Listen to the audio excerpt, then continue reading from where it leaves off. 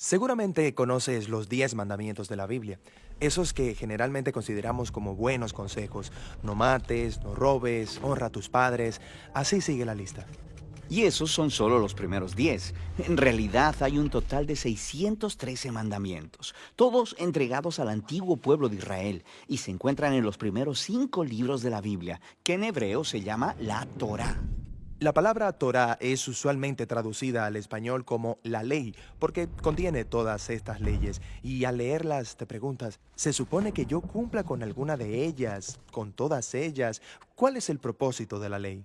Bueno, esa traducción es un poco confusa, porque aunque la Torá tiene leyes en ella, el libro como tal es fundamentalmente la historia acerca de cómo Dios está creando una nueva clase de personas que son completamente capaces de amar a Dios y a los demás. Y cuando Jesús enseñó sobre la Torá, Él dijo que Él estaba dando cumplimiento a esa historia. Cuéntame la historia y cómo es cumplida. La historia comienza con Dios creando a la humanidad, que se revela. Y Dios escoge a Abraham para bendecir a todas las naciones a través de su familia. Ellos terminan siendo esclavos en Egipto y Dios los rescata. Después, en el monte Sinaí, Dios hace un pacto con Israel como un acuerdo. Y todas las leyes que Moisés le da a Israel son los términos de ese acuerdo. Son como una constitución. Algunas de las leyes son sobre los rituales y las costumbres que separan a Israel del resto de las naciones. Otras son sobre la justicia social o la moralidad, y al seguirlas, Israel le mostraría a las otras naciones cómo es Dios.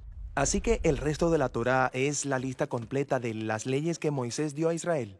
Bueno, no. El resto de la Torá solo continúa la historia, y los 613 mandamientos solo son una selección de esa constitución original, y aún esos se repartieron en puntos estratégicos dentro de la historia. Pon atención, porque verás un patrón muy claro. Moisés le da las primeras leyes a Israel. No adores otros dioses, no hagas ídolos. Y justo después de eso, hay una historia de cómo Israel rompió precisamente esos mandamientos. Ellos adoraron el becerro de oro. Por lo que Moisés da más leyes. Y luego encuentras más historias de rebelión. Luego más leyes. Y de nuevo rebelión. Luego más leyes. Más rebelión. Y empiezas a entender el punto. Claro, no importa cuántas leyes haya, ellos simplemente seguirán rebelándose. Así que en la conclusión de la historia de la Torá, Moisés da un discurso final a Israel mientras se preparan para llegar a su nuevo hogar y les dice, chicos, ya sé que no van a seguir todas las leyes de Dios, me han demostrado que son incapaces. Moisés dice que el problema es que sus corazones son duros y que van a necesitar corazones transformados si algún día van a seguir realmente la ley de Dios. Y tenía razón, la historia sigue para contar el completo fracaso de Israel. Entran a la tierra y rompen todas las leyes. Así es. La siguiente sección de los libros de la tradición judía son los 15 libros de los profetas. Ellos reflexionan sobre la historia. Por ejemplo, Ezequiel dijo que si Israel iba algún día a obedecer la ley, el Espíritu de Dios tendría que transformar sus duros corazones en corazones blandos. Y Jeremías dijo que en ese momento la obediencia a los mandamientos de Dios no se sentiría como una obligación, sino que estaría escrito en lo profundo de sus corazones. Isaías prometió un futuro líder, el Mesías de Israel, que guiaría a todo el pueblo en obediencia a la ley. En la tradición judía, todos estos libros se llaman los profetas, incluso los libros históricos, porque están continuando la historia contada desde la perspectiva de los profetas. Está bien. Entonces tenemos la ley y los profetas, y ellos están contando una historia conectada sobre el deseo de Dios de bendecir al mundo entero a través de un pueblo, Israel, quien resulta que necesita un nuevo corazón. Sí, y Jesús se vio a sí mismo continuando la historia.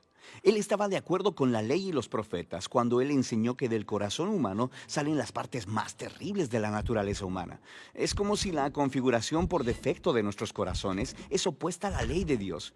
Pero Jesús también dijo que él vino a resolver ese problema y en sus palabras, a cumplir la ley. ¿Qué quiere decir con cumplir la ley? Bien, primero, él dijo que la demanda de todas las leyes en la Torá podían ser cumplidas por lo que él llamó el gran mandamiento, que amemos a Dios y al prójimo. Eso parece muy fácil. Digo, todos queremos amar. Pero Jesús nos mostró que amar es mucho más demandante de lo que pensamos. Él cita la ley, no matarás, y dice que no matar a alguien es algo amoroso. Pero luego también dice que cuando tratas a alguien de manera irrespetuosa o tienes resentimiento en contra de ellos, también estás violando la ley moral de Dios, porque no los estás tratando con amor. Así que Jesús dijo que el amor verdadero debe extenderse hasta nuestros propios enemigos. Por lo que, aunque un mandamiento parece muy simple, Jesús nos mostró que nuestros corazones no están equipados para cumplir ni siquiera este mandamiento básico de Dios, de amar a los demás. Eso es un poco deprimente. Pero donde Israel falló, Jesús llevó la historia a su cumplimiento. Como el Mesías de Israel, Él amó completamente a Dios y a los demás y le mostró a todas las naciones cómo es Dios en realidad. Él hizo esto a través de sus actos de compasión y misericordia, y después amando a sus enemigos hasta la muerte. Y después de su resurrección, Él le dijo a sus seguidores que Él enviaría al Espíritu de Dios para transformar sus corazones, para que ellos pudieran seguirle y cumplir el propósito de la ley, amar a Dios y amar al prójimo. Así que esto cumple la historia de la ley y los profetas, o en las palabras del apóstol Pablo, el que ama a su prójimo ha cumplido la ley.